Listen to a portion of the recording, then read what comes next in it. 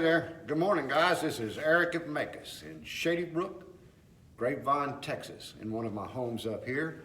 You know, and it's been a while since we've done story time with Eric at Maykus. So let's do story time with Eric at Maykus today about fire suppression systems. This is the heart and the brains of the fire sprinkler system that is standard in every one of our Shady Brook homes here in Grapevine. That right there is the main water line into the home, and you can see it attaches directly to the valves and the pressure system of the fire suppression. Then if we go overhead, you'll be able to see these orange lines running all the way through the home. And these caps are the individual sprinkler heads that will suppress fire in this home. Now, the very first automatic fire suppression system was patented in England about 1723. Isn't that interesting? You wouldn't have thought that they would have been working on something that long ago. Well, just like Eric and Maykus jumped from inside that cold house to inside this warm truck, we're going to do a little bit of a time jump. We're going to jump from the first fire suppression patent being filed in 1723 to the first modern type fire suppression system being installed in the Royal Theatre, London, England in 1812. You know, just like with every technology, both in construction and in pretty much anything man endeavors to do, we try to make it better.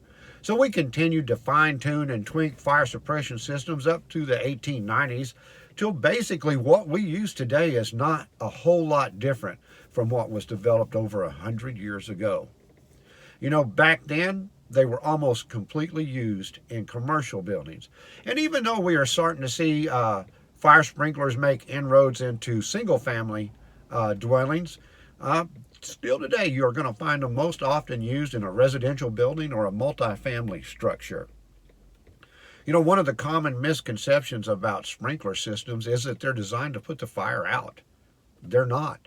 They're actually designed to suppress or contain that fire till the fine men and women at your local fire department show up to extinguish the blaze. Even though that's not their design, they do in effect quite often put the fire out.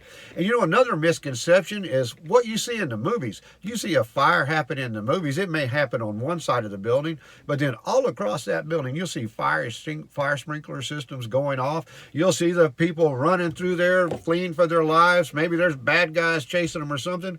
That's all movie magic. It's just for show, just for drama and effect. See, inside your home, each one of those sprinkler systems has a little glass vial full of a very special liquid. And that liquid is designed to boil at exactly a certain temperature and burst that glass, allowing that sprinkler system, or that sprinkler head rather, to go off.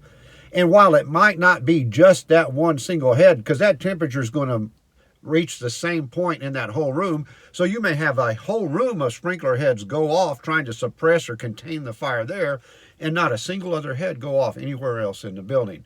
That's real life, not movie magic.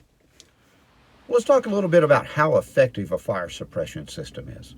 Is it worth the investment of your money? Well, if you buy one of our homes here in the Shady Brook neighborhood, it's already included. But if you buy in one of our other neighborhoods, it may not be. So how effective are they?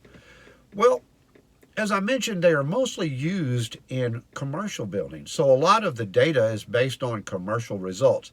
For example, of all the fires that happened in restaurants that had fire suppression systems versus those that did not, the average cost of repairs was almost $40,000 difference.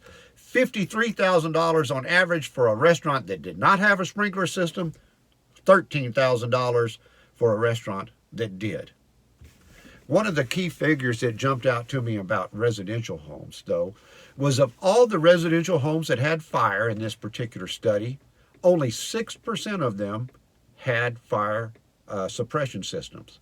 However, the loss of life in those 6% of residential homes with fire suppression systems dropped by 82%.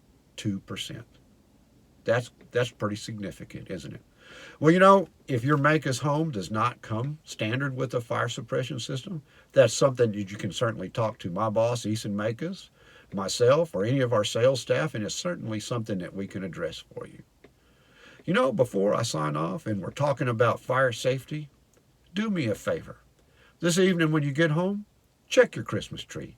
Check your Christmas lights. You know, if you made the mistake and plugged about 75 Christmas tree lights into one extension cord, maybe check that cord and see if it's getting warm. We want you guys around after the holidays to come buy a house from us. I'm just kidding. We don't care if you buy a house. We just want you to be safe. This is Eric at Maykus. Take care of yourself over the holidays and come see us. Y'all take care now. Bye.